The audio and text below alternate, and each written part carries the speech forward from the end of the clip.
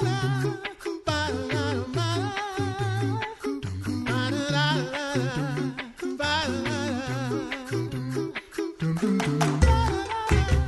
listening to The Coffee Hour. I'm Andy Bates. I'm Sarah Gulseth. Thanks to Concordia University, Wisconsin for supporting The Coffee Hour. Find out more about Concordia University, Wisconsin at cuw.edu. Live uncommon. I'm pretty excited because it is History Day. That's right. We get to continue our history series with Dr. Rast of Concordia Theological Seminary in Fort Wayne, Indiana. We are looking at the history of Lutherans in North America, particularly the groups leading up to the formation of the Lutheran Church Missouri Synod, to help us understand who we are, where we've come from as we prepare for the LCMS convention. Dr. Rast, welcome back to the Coffee Hour.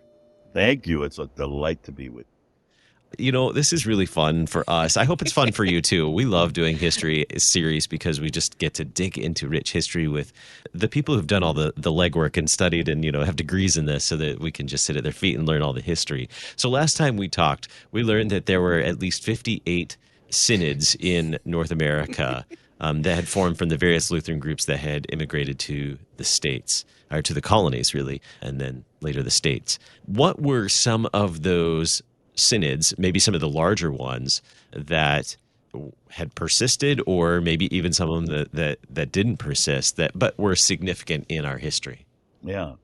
Good question. We mentioned last time the first really functioning Lutheran synod in America is the Pennsylvania Ministerium, founded in 1748, and it's the big dog and kind of dominates everything until the formation of the New York Ministerium or New York Synod in 1786.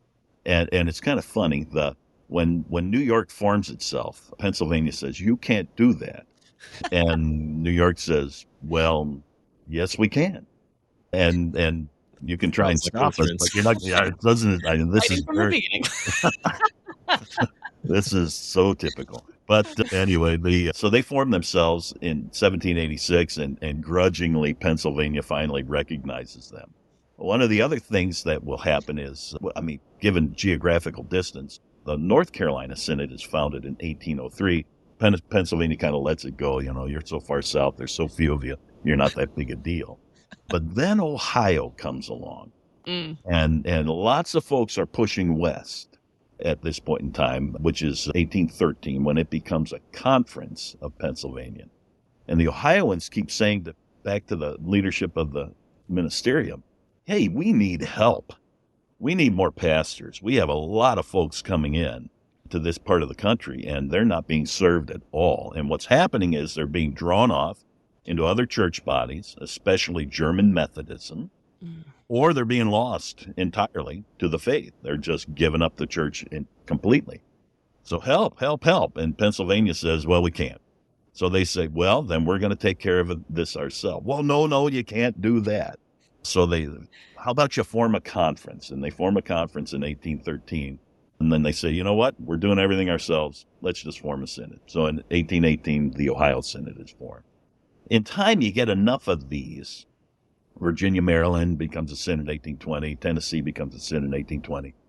Several of them say, we ought to coordinate our work into a larger national synod that can handle things like producing a hymnal, maybe doing publication work more broadly speaking, training pastors, doing that here instead of depending on European immigrants, and things along those lines.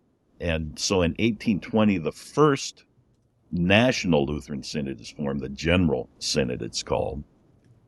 And the General Synod is not particularly robust in its Lutheran identity, at least confessionally speaking. They don't mention the Book of Concord in their constituting documents. They talk about Luther's small catechism, but they see it as kind of temporary, saying, well, we need to write something that's more applicable to our circumstances here in America. And out of this will emerge a perspective that will self-identify, and very purposefully so, as American Lutheranism. And their argument is what the Reformation is really about is continual reformation of the church, continual improvement of the church, including bringing it up to date to the point where we have to have the courage to shed some of the older thinking that really doesn't apply here in America any longer. And one of the key figures in this regard will be a guy named Samuel Simon Schmucker, and that's actually his name. So Smoker and his colleagues are pushing this kind of updated form of Lutheranism. And they have the institutions. They have for example, they have the seminary at Gettysburg, Lutheran Theological Seminary at Gettysburg, which is founded in 1826. They have the newspapers, the Lutheran Observer, which is published out of Baltimore beginning in 1831. They're the ones who kind of provide the structure for Lutheranism, generally speaking. And they kind of run the show in the General Synod as well. So you have that, and they also are saying, we've got to dump German because German's past and English is future. So we need to kind of pursue this radical and progressive new path. Well, just as they're coming to their ascendance is when this huge wave of immigrants comes in. And the immigrants are coming from places where they've had, for example, the Saxons who helped form the Missouri Synod. They're coming from a place where they've been persecuted, very frankly, because of their confession. And now they come to America and they bump into these folks who are saying, just give it up. We've done it voluntarily. You were forced into this. We're doing it voluntarily.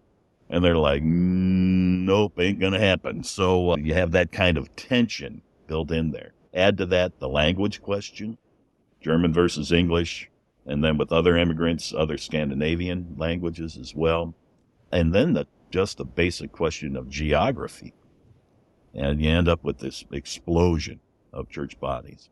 I guess a fourth element would be, and in America, you can do this. If you want to, if the three of us want to form a synod, we can do it right now. So, Lutheran Church Rast Synod? No, again, no takers. But I think I signed something. There's enough. There's enough drama. There's enough, exactly. I don't need another right. synod in my life. So we've gotten to the big immigration. We've got the General Synod that happens with the Lutherans that were here before that large immigration that happened. What happens when all of these German Lutherans, these more confessional Lutherans, come and don't want the General Synod necessarily and have issues with that? How do they start to organize themselves once they come? Yeah, great question. Here I kind of like to turn to the folks that founded our seminary, especially the great missionary pastor Friedrich Wienecken, who comes to America in 1838, and he's, he follows kind of a typical path. He gets a very fine education, German university, prepared for ministry, but then kind of cools his heels for a number of years because there's no placement for him, and this is the usual. So what do? You're a tutor for a wealthy family, so you teach their kids Latin. And he does that, and it's like, this is not my calling. So what are you going to do? Well, don't have a position here in Germany. I'll go to America, and so he hops on the boat with another guy and comes to America and gets off the boat in Baltimore in the summer of 1838 and is walking around, just trying to get the lay of the land, bumps into a guy who's wearing the kind of attire that is typical for clergy, a black clergy coat, and asks him, "Are you a Lutheran?" And the guy says, in German, of course, he asks him. And the guy says, "Yeah, close enough,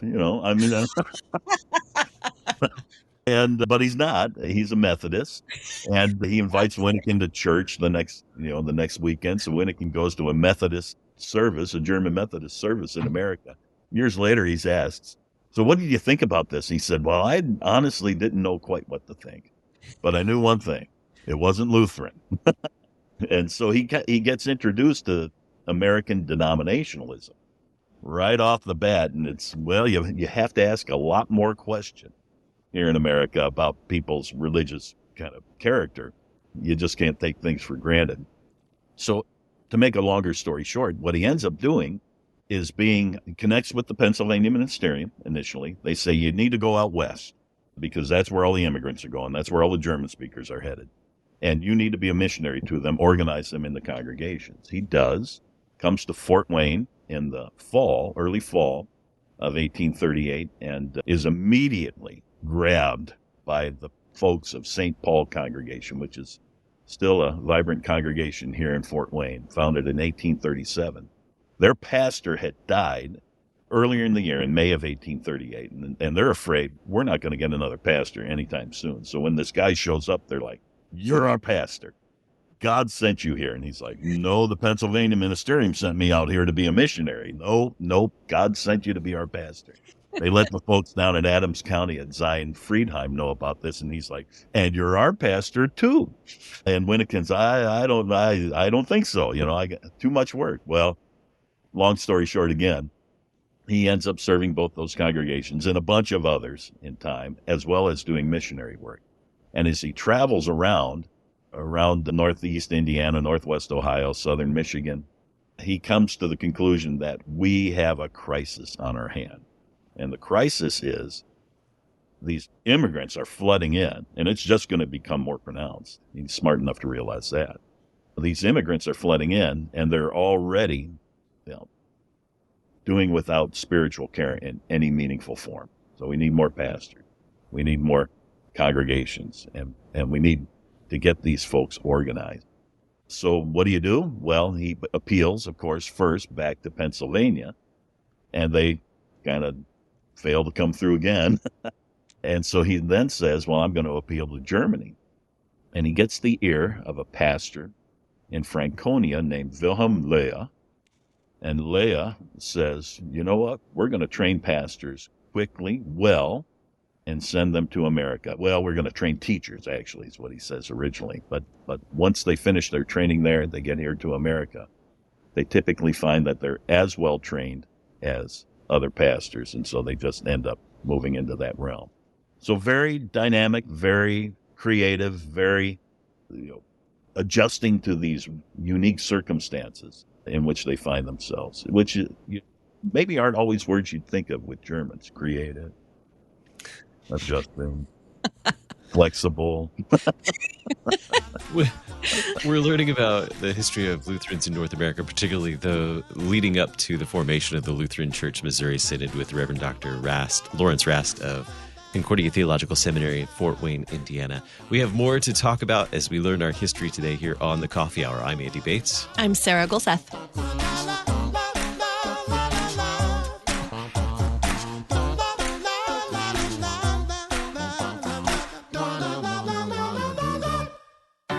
At Concordia University, Wisconsin, we believe you were created for a reason, to use your God-given gifts to help others, to live a life of self-sacrifice in a me-first world, to live a life that's uncommon.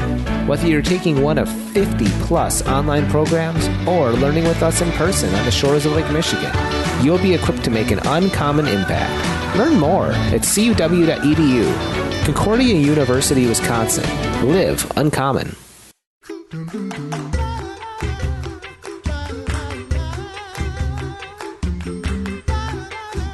Welcome back to the Coffee Hour. I'm Andy Bates. I'm Sarah Gulseth. Today we are taking a look at the history of Lutherans in North America, particularly what leads up to the formation of the Lutheran Church Missouri Synod with the Reverend Dr. Lawrence Rast, Jr., president of Concordia Theological Seminary in Fort Wayne, Indiana. So we have multiple groups now in North America, multiple groups of Lutherans, some who are already speaking English, some who are holding on to German. What was the significance of that? Why was it important for some of the groups, especially those who were further west, to continue carrying on in German? Why the folks in the, I believe it was General Synod and the Pennsylvania Ministerium, were they already in English as well? Is that correct? Yes. Typically, it depended on the synod, but General Synod tended to favor English, even though there were a lot of people transitioning from German to English. So they still published stuff in German, but they'd said that we got to move all the way to English. What happens with the folks who found the Missouri Synod, that people always think this is kind of goofy what I'm about to say, but I think there's a point. When we were formed in 1847, our original name was Die Deutsche Evangelische Lutherische Synode von Missouri, Ohio und anderen Staaten. So the German Evangelical Lutheran Synod of Missouri, Ohio, and other states. And the German, kind of focusing on that at this point in time. Oftentimes folks see that as exclusive, only German. But I actually see it as inclusive, because you have these folks who are coming from all these different German territories. And, there are other church bodies that are formed that are very discreetly from a particular part of what becomes Germany, like what we typically call the Buffalo Synod, founded in 1845, comes from Prussia, and their original name is this terribly cumbersome thing that mentions specifically Prussia.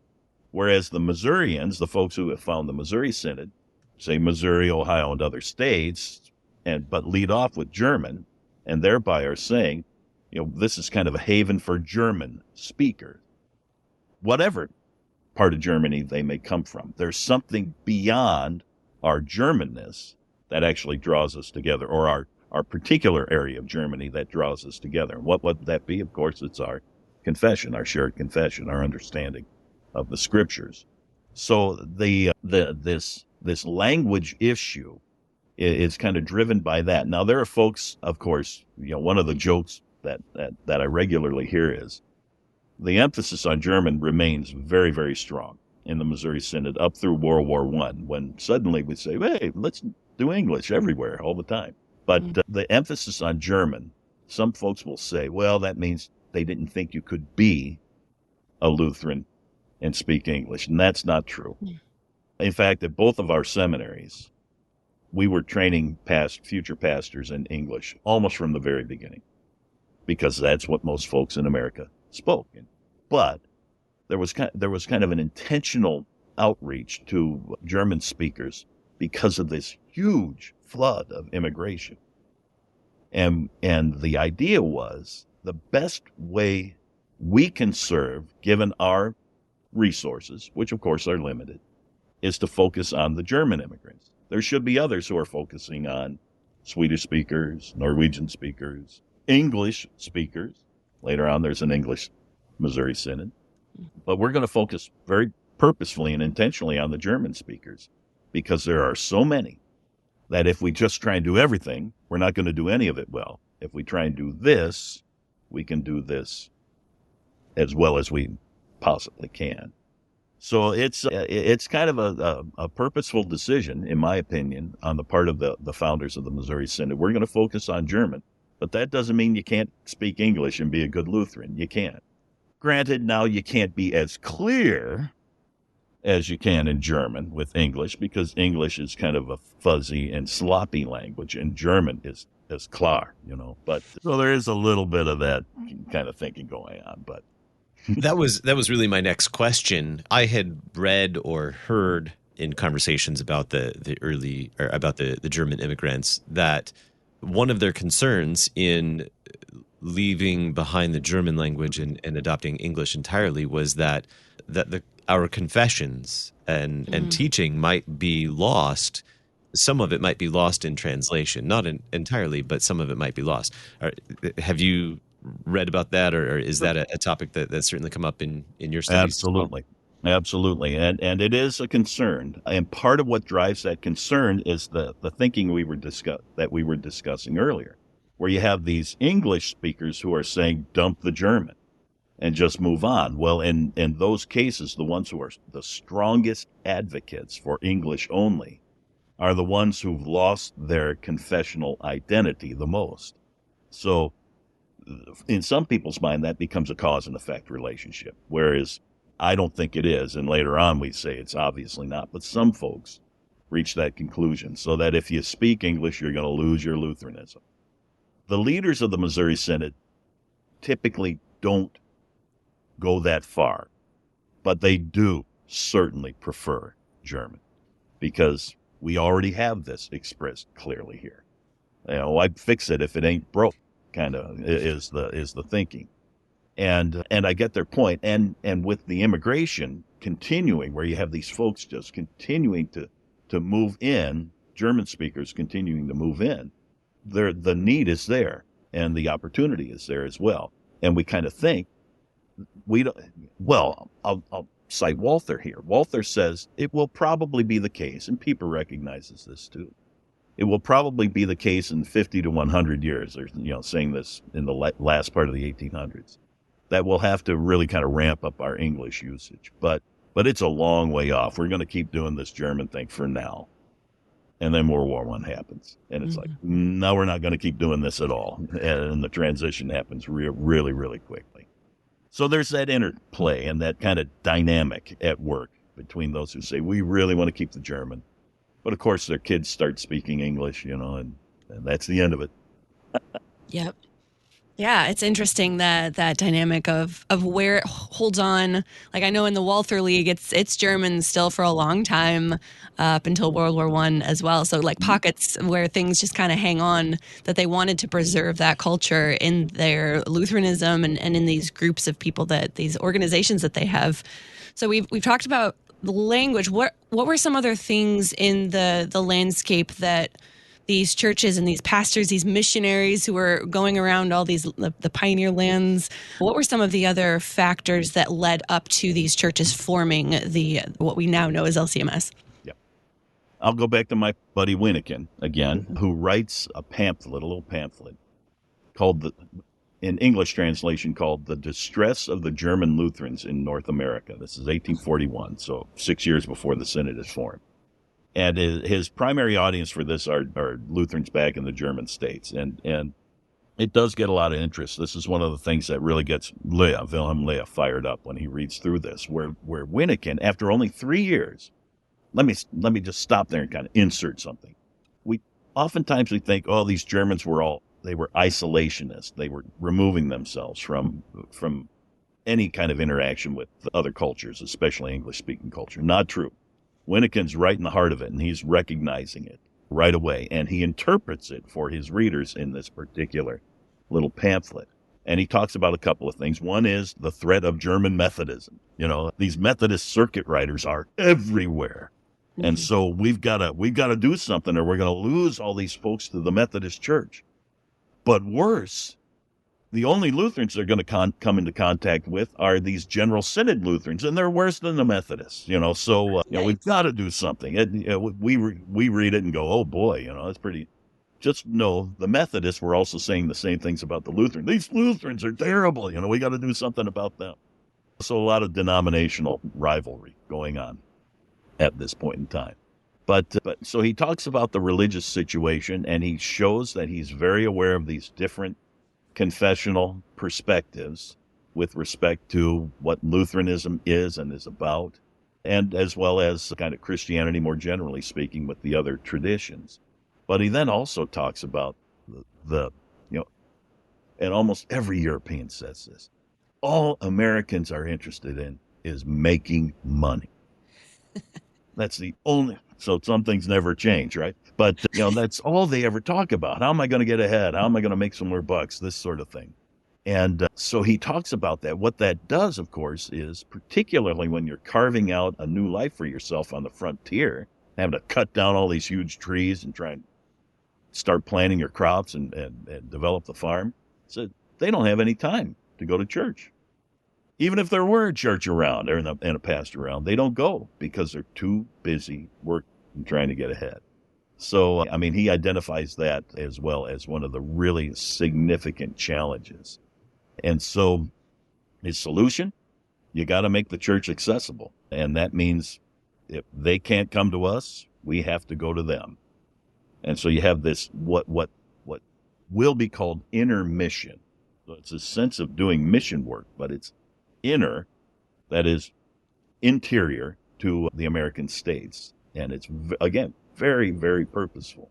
And he's on the horse riding all over the place, and all these other guys start getting on the horses, riding all over the place. And they'll come up to a little place and say, sprechen Sie Deutsch? And if they get a ja, okay. Are you Catholic? Are you Reformed or Lutheran? I don't really care, but I just want to know. But I'm now your pastor. And it's just that direct.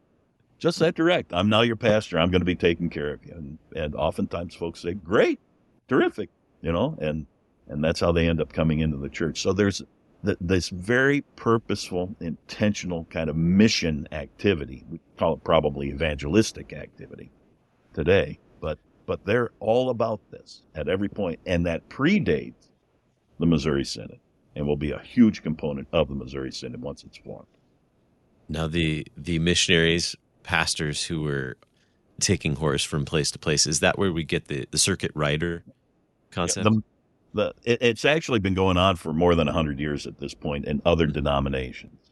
Mm-hmm. And it's simply because, whether it's Anglicans or whomever, there are so few pastors that they have to travel to the other one. The Methodists turn this into a purposeful way of extending the reach of their pastors. And Wyneken sees this and says, we have to do that too. So, wow. Yeah. Mm-hmm. Give us a glimpse of just a hint of what we might touch on next time as we look at the forming of the Lutheran Church Missouri Synod, which we know had a really long German name before.